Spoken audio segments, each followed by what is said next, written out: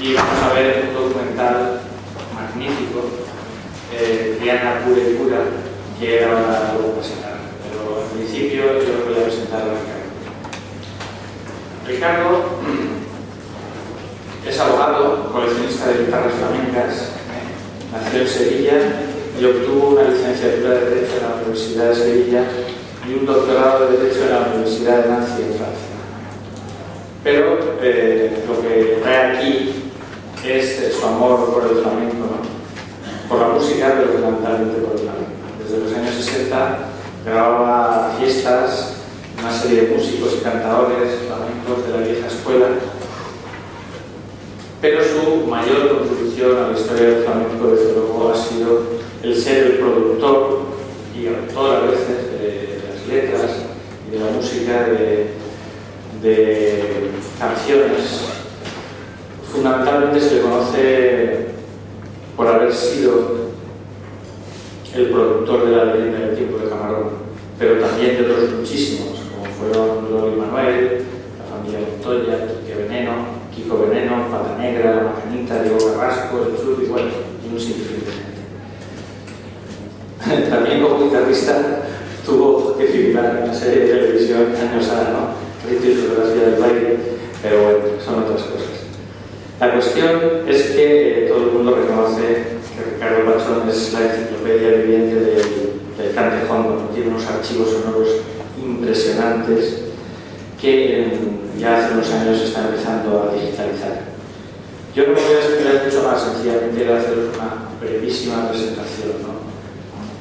También es artífice de esto que vamos a ver ahora, que es una maravilla, y que es un documental sobre Triana pura y pura. Es una película sobre flamenco en este barrio sevillano en la década de los 50, donde él contará cómo se produjo, pues eso, tiraron sencillamente, segregaron a los gitanos del barrio y interrumpieron una saga de flamenco que es imperdonable, pero él lo explicará.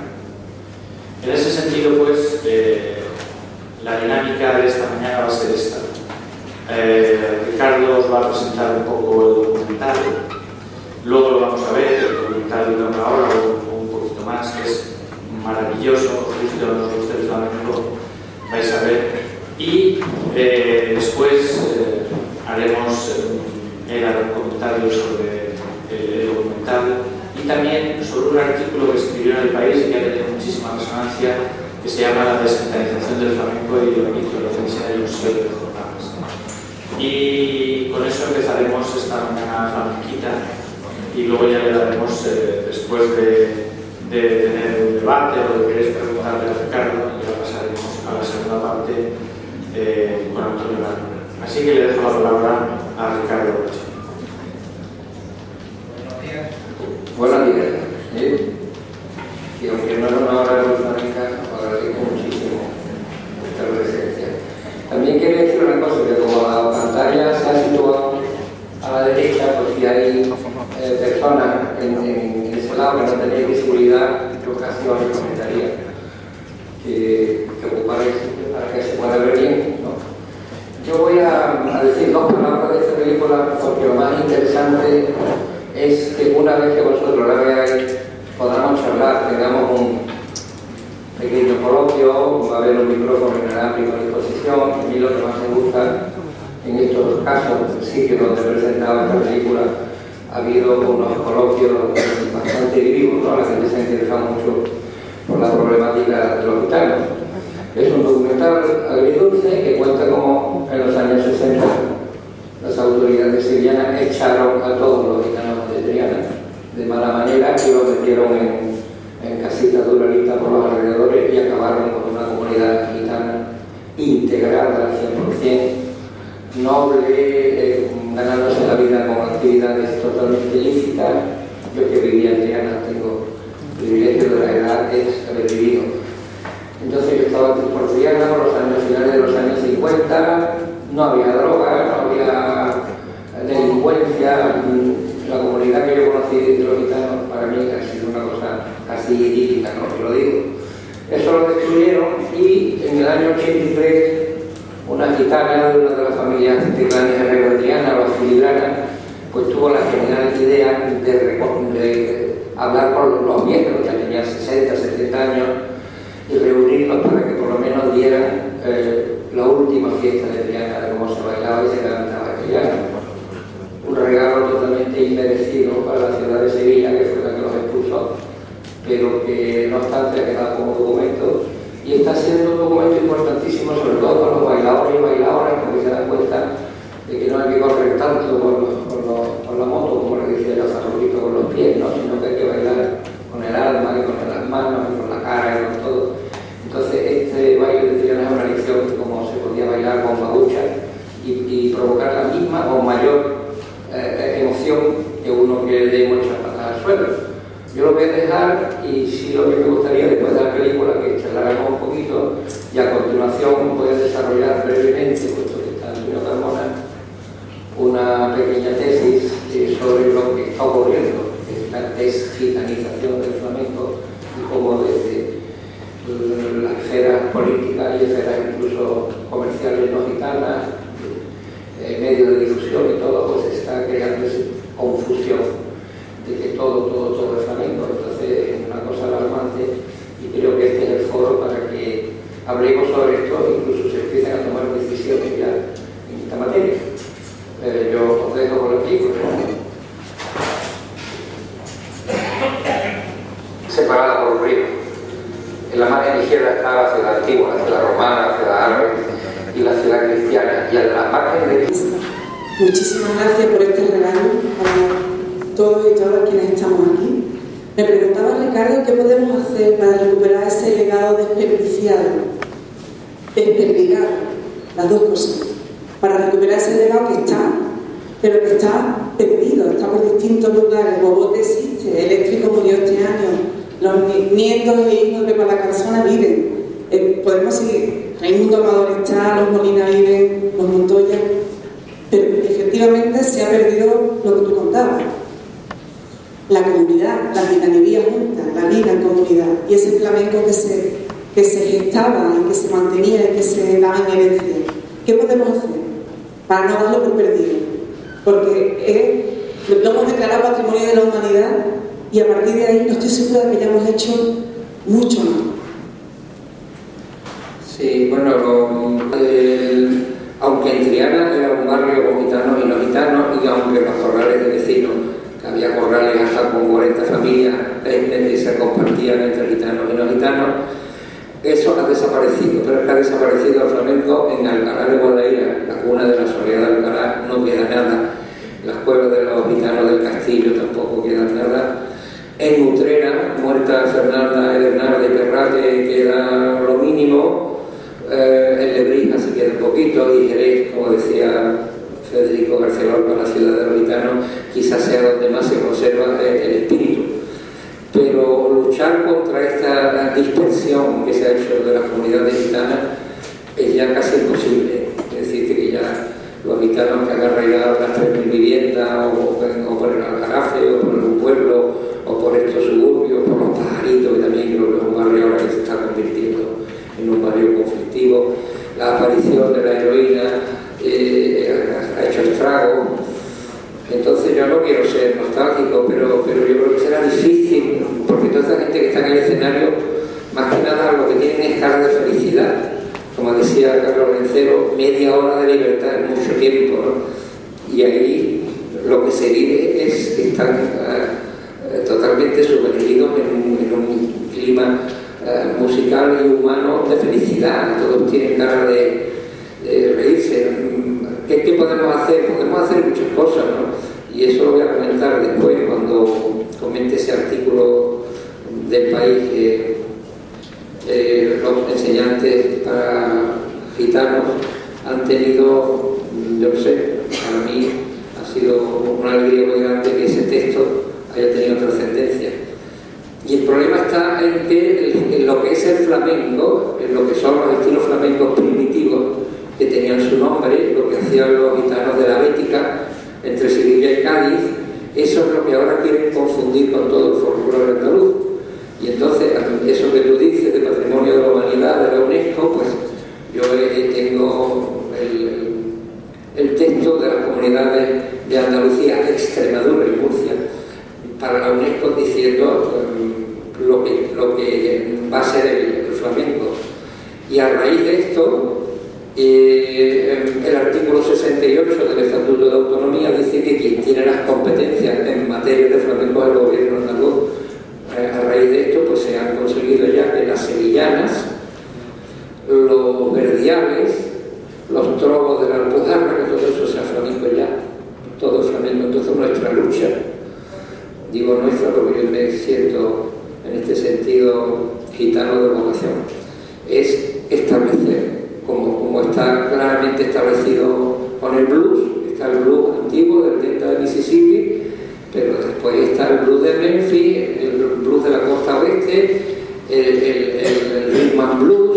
Es decir, que se han ido clasificando las cosas a partir de una cosa importantísima, que fue el blues de los negros, de las plantaciones, de los esclavos, que es el flamenco de los gitanos perseguidos durante 5 siglos y reunidos, integrados por primera vez quizás en Triana.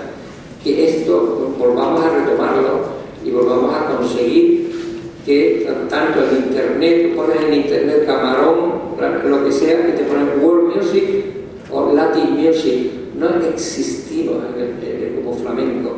Y sobre todo, si existe el flamenco tal y como lo concibe la industria o el comercio, te vas al Corte Inglés y en el escaparate de flamenco están Di Luca, Martirio, Rocío Jurado, etcétera, etcétera, por no decirte de flamenco habrá un 5% o 10% de flamenco auténtico. Esa es la gran lucha que debe tener el pueblo gitano, reivindicar que los primeros cantes, soleá, seguidillas, tonadas, martinete, bulerías, tango, se produjeron en un territorio pequeño, en un momento histórico perfectamente delimitado, y en el que todos los artistas creadores de esa música, todos residían en ciudades de ese territorio, y todos, sin excepción alguna, eran de raza gitana. Creo que los que pueden salvar el flamenco son los gitanos, y si no lo hacen, se va a perder, se va a ir perdiendo. Ricardo, siempre nos preguntamos qué se puede hacer, pero mientras no estén los muertos y aún después de muertos, se puede hacer.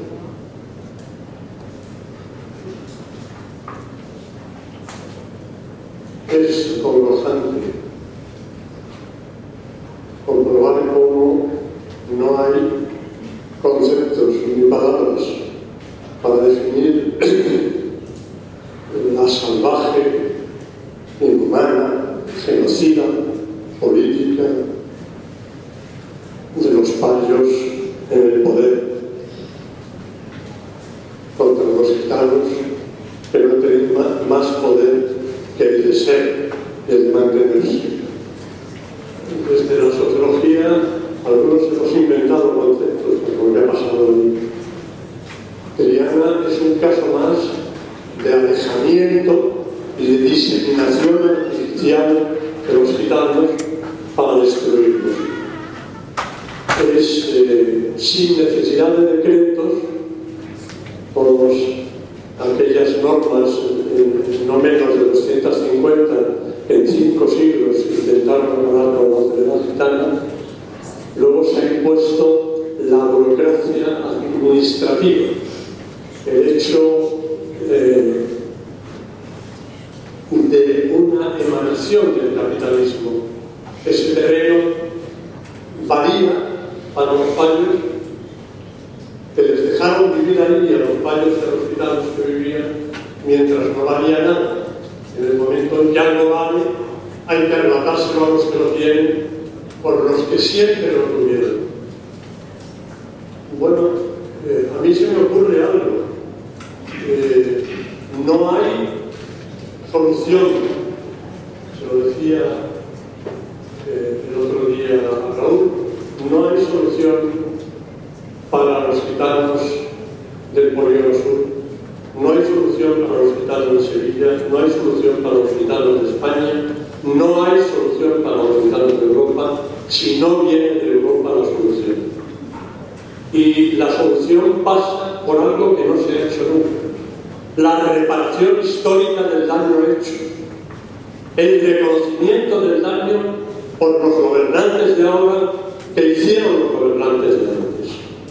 Tenéis una oportunidad en Sevilla con una nueva presidenta de la comunidad, que además es mujer y tiene más sensibilidad que los varones. Tienen que pedir perdón por lo que hicieron sus antepasados. Tienen que reparar el tema. No basta con arreglitos del polígono sur. Le decía el otro día a la comisionada, perdón, no quiero alargarme más, que es imprescindible dignificar todo lo que ha sido el polígono sur, todo lo que es el polígono sur, convirtiendo en la capital de Andalucía el polígono sur.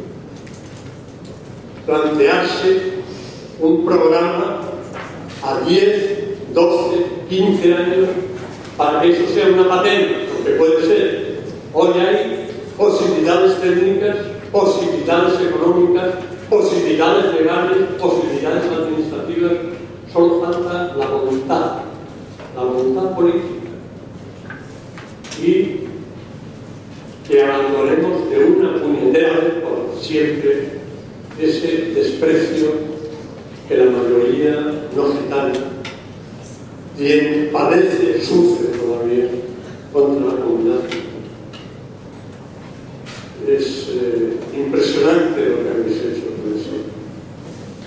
con ese documental, y pienso que lo primero que tenéis que hacer es llevarlo a todas las escuelas del polígono, para que los niños lo vean, y para que sea el aire que respiren, y para que ese maná vuelva de nuevo a ser sustento del alma y de la voluntad y de las expectativas a futuro de las criaturas que están mal viviendo ahora ese terrible genocidio permanente que se está ejerciendo con los gitanos. Pero tuve que entrar dentro a buscar un amigo, y eso es terrible, lo que hay en las tres viviendas, por ejemplo, ¿no? Yo no sé, entre otras cosas, si el sistema de pisos es el ideal para la comunidad gitana, ¿no? Tendrá que adaptarse, ¿no? Hay un documental de una chica francesa donde se ve un burro por una ventana de la vivienda en una tercera planta, ¿no? De un chamarelero que, para que no le quiten el burro, se lo subía todas las noches por la escalera hasta el piso, ¿no? Creo que el sistema urbanístico que se ha ideado para recoger a los gitanos es el peor. Hay ejemplos maravillosos en Sevilla de construcciones, incluso de una época antigua, en que se han hecho casas de 2 plantas, una cosa mucho más humana. Hay barrios preciosos, humildes, pero preciosos, que hubieran ido mucho mejor a la forma de ser de los gitanos, donde tuvieran sus centros donde reunirse. Y no lo que ha ocurrido es tremendo, porque de las mismas familias, unos están en el polígono sur, otros en el polígono norte, otros en Pajarito, otros en no sé dónde. Entonces han desmembrado a la familia, que es el eje fundamental del pueblo gitano. Yo no sé qué se puede hacer, ¿no? Yo creo que es difícil, ¿no? Porque entre otras cosas las nuevas generaciones pues han sucumbido ante la tentación de una droga tan peligrosa como la heroína. Desgraciadamente se ha traficado, puesto que era una fuente de ingresos para gente humilde, y todo eso ha creado ya un tipo de sociedad gitana distinta, ¿no? Creo que los que están dentro se puede hacer mucho, y este documental, como tú bien dices, lo deben de tener. Hay para mí un libro que acaba de salir no hace mucho, que es la Biblia del pueblo gitano, que es de la tercera persona que nos ha fallado aquí hoy porque está malito, que es Pedro Peña. Os lo recomiendo encarecidamente. Se llama Los Gitanos Flamencos, y es el libro más documentado sobre el flamenco y sobre los gitanos, y que puede esclarecer muchísimas cosas. Por lo demás, pues yo no sé, los éxitos discográficos de los gitanos van por otro lado, ¿no? Van por otro lado muy distinto. Yo sé que hoy tú le propones a una discográfica que quería hacer un disco a la vaquera y te miran como diciendo este de dónde sale, ¿no? Por decirte algún flamenco clásico, y no nada más que quieren flamenquito, esta cosita que se han sacado del flamenco, de las palmas, un poquito de la guitarra, todo lo más superficial, mezclado con el reggaetón y todo lo que están haciendo los gitanos en toda España, ¿no? Recuperar los soleados que guiñan el mantinete de los tangos y la bulería por derecho, como se han hecho en Triana, como se han hecho en Utrera, en Morón, en Lebrija, en Jerez, en los puertos y en Cádiz. Pues lo veo difícil, pero no es posible. Entonces, estemos vivos, estamos ahí. Gracias. Bueno, ¿queda alguna palabra? Sí. Hola, un tema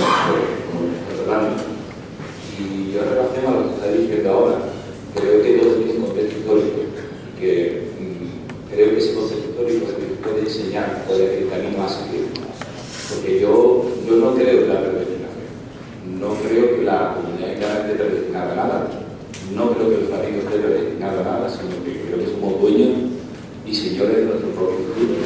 Entonces sí es cierto que si analizamos el contexto histórico que lleva los gitanos desde su entrada en España, los gitanos llevamos aquí más de 500 años, y durante esos 500 años, año tras año, siglo tras siglo, hemos sido perseguidos por un Estado, por una comunidad, como lo queramos llamar, hemos sido perseguidos. Sí es cierto que nos llevan a una situación a veces que es límite, ¿no? Nos llevaron a una situación límite en 1700, nos llevaron a una situación límite cuando llegamos a Triana, nos llevaron a una situación límite cuando nos fuimos de Triana y nos están llevando a una situación límite hoy, ¿no? Entonces, quizás es porque comentaba el compañero que lo que hace falta es voluntad política, porque la historia nos ha enseñado que constantemente ha habido una persecución a la comunidad gitana, pero no solo a la comunidad gitana, sino a todo lo que significaba comunidad gitana, y que sigue ocurriendo hoy en día, y que sigue ocurriendo en la vida cotidiana de cualquier gitano, en cualquier lugar donde lo quiera. Yo pongo cualquier ejemplo. Algunos de aquí me conocen y se lo he comentado para que lo supieran, ¿no? Pero cuando yo tenía 14 años y mi padrecito, que para descanse, ya vio que yo ya sabía que no estaba tan pegado a él, lo primero que mi padre me tenía que enseñar era que cuando fuera por la calle y delante de mí hubiera una mujer con el bolso al lado derecho, yo pasara por el lado izquierdo. Y esa marginación, esa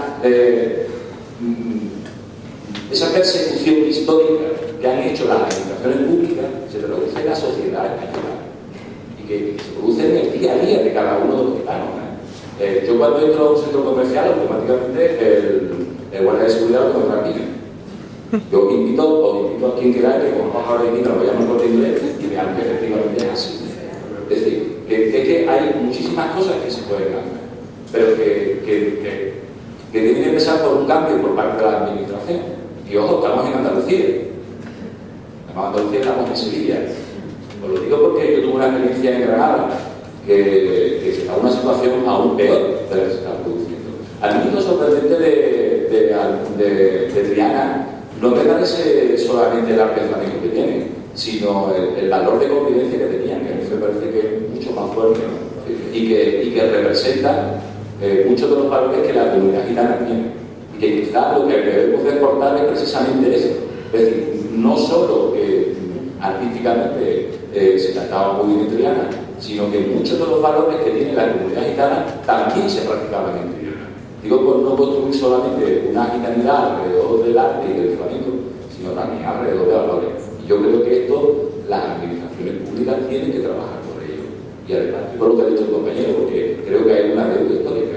Es decir, ha habido una persecución tal a la comunidad gitana por parte de las administraciones públicas que ahora tienen una deuda con la comunidad gitana para devolverle todo aquello que le quitaron a través de las persecuciones que realizaron.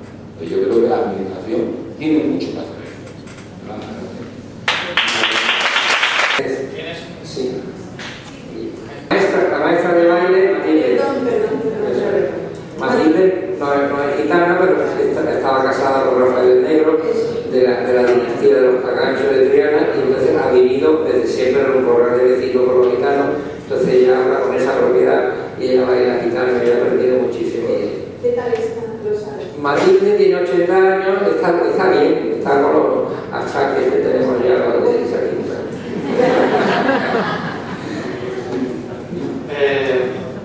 si me permitís, le pediría ya a Ricardo que nos hablara del tema de la descentralización. Sí. Yo voy a enlazar con mi último amigo de la Fermín, ¿no? Y yo creo que esto tiene que ser el pueblo gitano. ¿Por qué? Porque si no, no lo va a hacer nadie. No hay aficionados a esto en el gobierno, ni yo no conozco a nadie.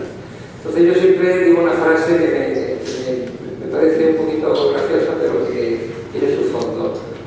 En España hay más gitanos que vascos y el romano es más antiguo que el catalán. Entonces, ¿qué pasa, no? Porque arman tanto ruido unas minorías, ¿no? Y el pueblo gitano está tan calladito.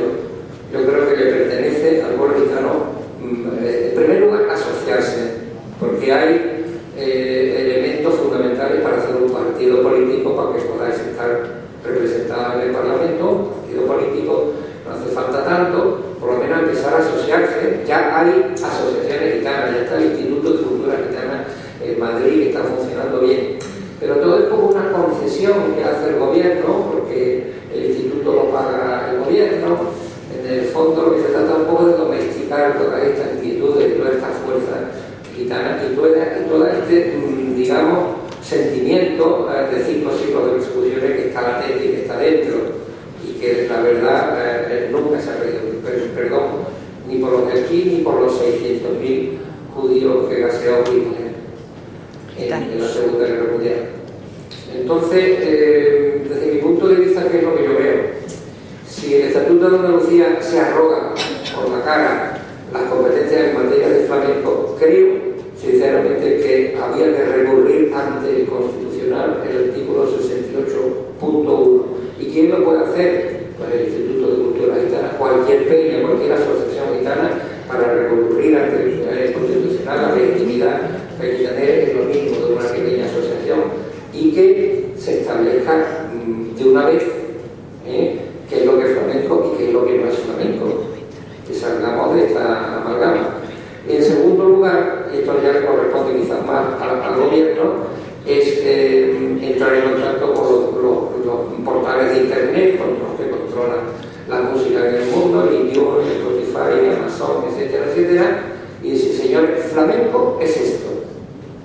Y ahora hay flamenco rock, y hay flamenco, y hay folclore flamencado, y hay flamenco punk, si quiere, y jazz flamenco, pero que cada cosa esté etiquetada de tal forma que el flamenco de los gitanos de la bética andaluza, de este pequeño territorio donde estamos, que eso sea considerado el flamenco clásico, el flamenco fundacional. Que ahí está Juan Sebastián Bach de la música clásica, está ahí en Guantarera, en Río de León, o en Terremoto, o cualquiera de estos medios que nos ha proporcionado este territorio. Pienso que el colectivo gitano tenía que adoptar una actitud mucho más beligerante. Y creo que es el momento. Y no, cuando digo, me refiero a beligerante, no me refiero a salir a la calle, me refiero a recurrir leyes que van en contra de la esencia del pueblo gitano, que es la música del flamenco, recurrir ese artículo 68 del Estatuto ya. Y a partir de eso, procurar que una vez que se delimite lo que es flamenco y lo que no es flamenco, acceder, no sé el procedimiento cuál será gubernamental, acceder a este espacio que llamamos Internet, que es donde se va a desarrollar toda la música y todo el flamenco en el futuro, y que llamemos flamenco a lo que es flamenco. Que no te pongas a buscar el terremoto, seguiría tal, y en el apartado de World Music, Latin Music, o no sé, son menos flamencos, todos. Es decir, no existimos en el espacio este, o se llama el espacio, no existimos como género musical, y es un género musical que se grabó en cilindros de cera y el disco mucho antes de los discos de blues americano, es decir, es de las músicas étnicas más antiguas de Europa. Y ahí la tenemos, ¿no? La tenemos maltratada. Así que yo he enlazado un poco el coloquio con las palabritas que debía de decir, ¿no? Y que un poco va a ser lo mismo, ¿no? En primer lugar, yo quería un poco justificar mi vinculación al mundo gitano, porque no soy gitano, y también esto merece una explicación. Yo voy a contar un cuento, no lo he contado nunca en mi vida. De verdad, yo creo que están en mis hijas que ni siquiera lo saben. Hace como 20 años, una editorial norteamericana que se llama Ellipsis Art, que se dedica a producciones muy elitistas y muy buenas, a lo mejor de música de un país de África o de música árabe y tal, pues hizo una compilación que se llama Duende, que eran 3 discos y un libro. Y me pidieron, no recuerdo ahora a través de quién, me pidieron que escribiese un artículo. Escribí el artículo, la traducción que me hicieron aquí fue magnífica, el disco salió en Estados Unidos y por allí andará. Y un día, tal como hoy, estoy en casa, hace 20 años esto, y me llaman por teléfono, ¿quién es? Es del Instituto de Investigaciones Biológicas de Orlando, Florida, Estados Unidos, ¿no? Investigaciones biológicas, que me va raro. Te paso con el director, entonces se pone el director y me dice, mira, yo soy el director, soy el traductor al inglés y editor en Estados Unidos de Teresa de Jesús, de San Juan de la Cruz, de Lorca. Mi hermano es el principal de los jesuitas de Japón y yo me llamo Pachón, de apellido, y mi hermano. Entonces, como hobby, mi hermano y yo hemos intentado encontrar una genealogía de este apellido Pachón y hemos mirado muchos archivos, muchos datos y nos hemos quedado parados en 1670, me parece que me dijo, en un pueblo de la provincia de Burgos que se llama Villalacos, donde los archivos municipales consta la llegada de una tribu de gitanos franceses que se llamaban Pachón. A mí me hace gracia, no me lo tomo como un cuento y no le daba la mayor importancia, pero lo cuento por eso. ¿Por qué estoy yo aquí? Bueno, pues cuando tenía 15, 16 años, mis padres se mudaron a Los Remedios, que era un campo verde donde había vacas y cabras, y la primera casa, las primeras casas de Los Remedios, una casa para funcionarios, que hacía esquina Pajes del Corro, y de pronto yo me bajé y me metí por la calle Pajes del Corro, empecé a entrar en Triana, empecé a hacer amigos, hasta tal punto yo estaba estudiando entonces en la Facultad de Derecho y yo corté por completo mis relaciones con, no mal, ¿no? Pero que corté mis relaciones con los amigos de la Facultad de Derecho, que salían los domingos a pasearse por la avenida de Beito de Llano para ver a las niñas y tal, y yo me iba a Triana, y yo me iba a esos corrales de vecinos, a esos patios, y allí conocí a familia Los Vega, a familia de Gitanillo de Triana, a Juan El Tumba, a los Leria, que le llaman Lérida, porque un funcionario del registro le corrigió el apellido, era el apellido gitano Leria, y le puso Lérida. Pero en fin, los Vargas, los Vega, en fin, yo conocí a la gitanía de Triana bien. Entraba en los patios, entraba en las fiestas, y a partir de ese momento, no sé cómo dicen, Asterix, me caí dentro de la marmita, ¿no? Y ya he estado haciendo franco toda la vida. En mi carrera de Derecho la arranqué y de buena manera, me hice funcionario gracias a eso, pero me he dedicado a la producción. He producido casi 100 discos, de los cuales por lo menos 80 son de gitanos, ¿no? Y ¿qué os voy a contar? Porque en aquella época ibas al Alcalá Madeira y en Alcalá Madeira estaba todavía Manolito de María, estaba en de la Paula, en Barcelona, la Venta Platilla, y entonces allí pues, yo he vivido una fiesta en Alcalá, donde hoy desgraciadamente no queda nada, he hecho fiestas en las cuevas del castillo de Alcalá, dentro de una cueva, he vivido esa magia. ¿Para qué os voy a contar de Utrera? Utrera con Fernández Bernarda, con Bambino, con Ferrante, con Manuel Langustia, no lo sé, me hice amigo de verdad, o sea, de verdad, como mi familia casi, ¿no? Yo entraba y salía por Utrera, lo mismo que por Librija, con la Perrata, la madre de Berijano y de Pedro, el que nos ha fallado hoy, Pedro Peña, que era lo más importante, Miguel Funi, Cristobalina, yo que sé, toda aquella gente, ¿no? A Jerez llegué menos y más tarde, quizás porque estaba más lejos, pero también tuve la suerte de tener amistad con el Borrico, con Terremoto, con la Paquera. O sea que mi vida ha sido realmente muy vivencias, he tenido amigos y tengo amigos de verdad, soy padrino de algunos niños gitanitos que andan por ahí y por eso creo yo que me han llamado a esta jornada, que lo agradezco muchísimo. ¿Y qué puedo yo decir a los enseñantes gitanos? Pues que primero que no consientan la segregación, que no consientan que se vayan a hacer ya guetos y escuelas para gitanos como autobuses para negros en Estados Unidos, que ya hemos llegado hasta aquí, que por lo menos se luche mucho porque no se separen a los niños gitanos de los cachés. Yo no digo payos, con su permiso, porque los gitanos de aquí, de la Bética, nunca han dicho la palabra payo, no la consideraba correcta. Hemos sido los gachés, la gachí femenino y el gachón masculino. Pero he convivido en este territorio que he dicho, desde Sevilla a Jerez, he conocido a esa familia y he grabado algunos discos que creo que van a ayudar en la línea que estoy diciendo. He producido 12 discos de Camarón de la Isla, de mi amigo José Monge Cruz, he vivido con él, y qué más quiero, ya no me puedo llevar alegrías más grandes que haber producido a Loli Manuel, a Pata Negra, a Diego Carrasco, a Camarón, por supuesto. He hecho discos de La Paquera, de San Andrés Terremoto, de Borrisco. Creo que he dedicado una gran parte de mi vida al pueblo gitano y a la música del pueblo gitano. Y como conclusión, pues hago una gran satisfacción porque he conocido y he entendido los valores que el pueblo gitano transmite o intenta transmitir cada vez con más dificultad, sobre todo la más importante, el de la solidaridad que se ve ahí en los patios de vecinos. Como las cocinas eran comunes, cuando una persona bajaba a la cocina, ya todo el mundo sabía lo que pasaba y inmediatamente se arrimaba un plato de comida. El respeto a los mayores, que lo he vivido, yo sé lo que es un patriarca gitano y la importancia que tenía un patriarca gitano que hoy parece que se va difuminando, ¿no?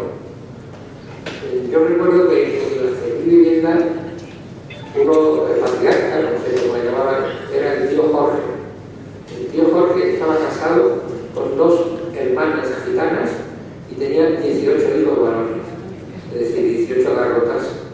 Entonces, posiblemente de ahí viene la importancia de la familia gitana y del número de garrotas, es decir, o de hombres dispuestos a dar la cara en un momento dado por los lazos familiares. Pues un día yo estaba en la parroquia con el cura de la Fermín, persona encantador, lo conoceréis todos, y porque estábamos dando clases a gitanos adultos que retiraban un poquito la alegría civil, ¿no? Y de pronto se presentó un gitano en el despacho donde estaba, un despachito que estaba, con una navaja. Y me dice, ya usted ahora mismo a su suegro, mi suegro, el pobrecito era general de la Guardia Civil. Llamo ahora mismo a su suegro, que a mi hermano lo ha metido en la cárcel, mi hermano no sé cuánto y tal, y de pronto se oye un murmullo por allí, ¿no? Que viene el tío Jorge, y ese tío de la navaja se cerró la navaja y se tiró por la ventana y salió corriendo. O sea, esa importancia que se le da a los mayores, pues también es un valor tremendo. Yo creo que al pueblo ya no lo van a destruir nadie, cuando ya no lo han destruido tantas cosas, quizás más daño que las pragmáticas y las persecuciones haya podido hacer últimamente la lácara esta de la roca, que es una cosa que les dan, que eso no lo han inventado ellos, ¿no? Sino que han entrado ahí como un medio de vida y se ha convertido en un terrible problema, pero aún así yo tengo una fe enorme en la comunidad gitana como pueblo, en la fuerza que tiene y que creo que irá encontrando su sitio en esta sociedad que vive tan de espalda, tan por completo de espalda al pueblo gitano. La última ley de persecución, que era una orden de la Guardia Civil, se deroga en 1978. Es decir, que hasta 1978 la Guardia Civil estaba dando caña a los gitanos por el hecho de ser gitanos. El comandante de la Guardia Civil de Brenes, creo que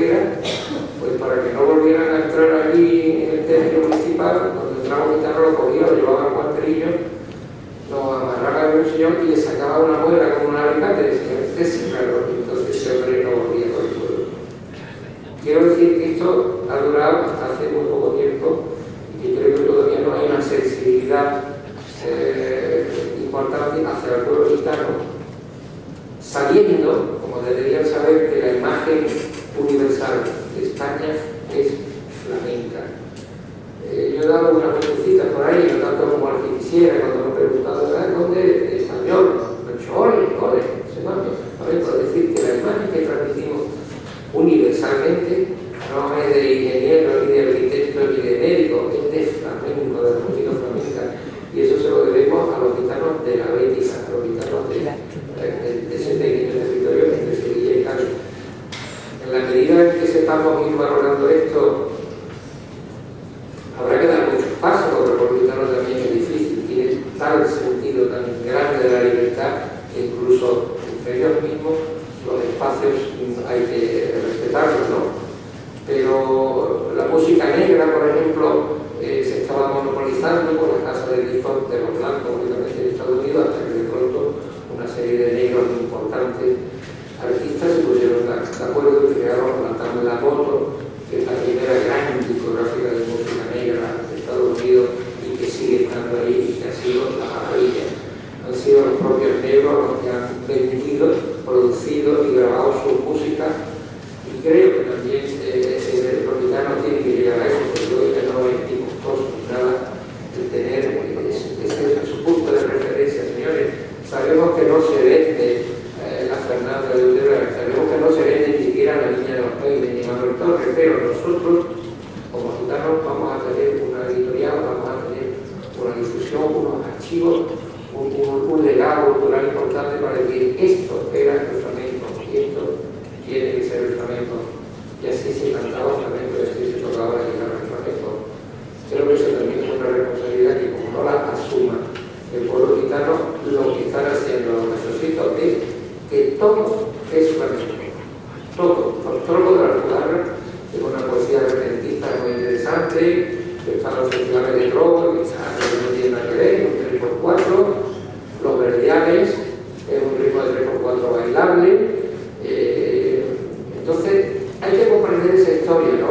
El flamenco vive en comunidades cerradas, vive como una cosa familiar, no es una cosa comercial, hasta que un cantador, por supuesto no gitano, que era Silverio Franconetti, pero que aprendió a cantar el morón con el nitri, pues vino de América, una serie de que estuvo en América, trajo dinero y creó en 1860 y tanto, creo que el primer café cantante. Entonces, en ese café cantante empiezan a cantar los gitanos, pero como era la época del gusto de la ópera italiana, de la zarzuela, de no sé qué, de pronto empiezan a irrumpir en el flamenco una serie de estilos que nada tenían que ver con el flamenco, pero que tenían eran más del agrado del público, como hago por caso una media granaína, que es el fandango de Granada, precioso, folclore, bailable, de 4 versos, y que lo inmortalizó Sargito Llevabuena, pero después lo comió Chacón o quien sea, y entonces empiezan a hacer unos cantes más operísticos, más de facultades, de falsete, de aquí estoy yo, a ver quién canta mejor y para que haya contar los fandangos, ¿no? Las peñas flamencas, quitando las de Cádiz, por aquí un poquito, pues todas las peñas de la sierra y tal, que hay gente que grita por fandango, ¿no? No hay más, ¿no? Entonces, ya.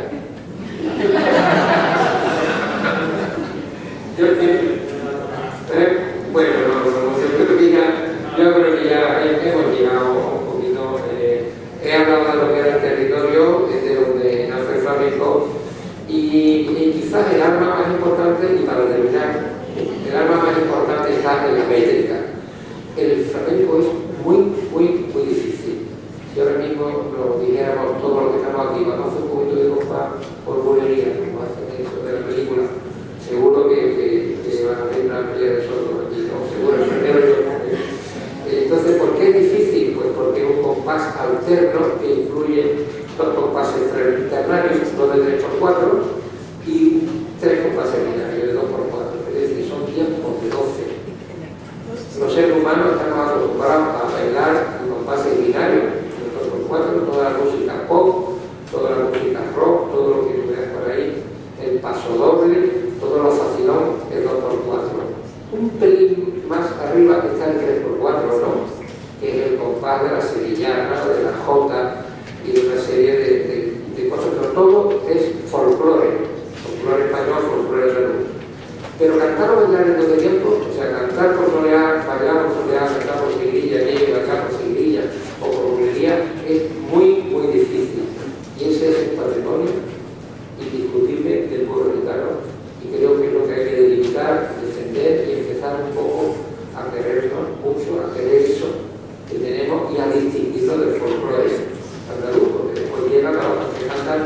la colombiana, la villanita, las guajiras y bueno, todo flamenco. Ya todo flamenco, ahora lleva el flamenco de ida y vuelta, pero la verdad es que, y os recomiendo esa Biblia gitana, que es el libro de Peña, los gitanos flamencos, porque ahí se explica muy bien dónde, cuándo y cómo se creó el flamenco y dónde empieza.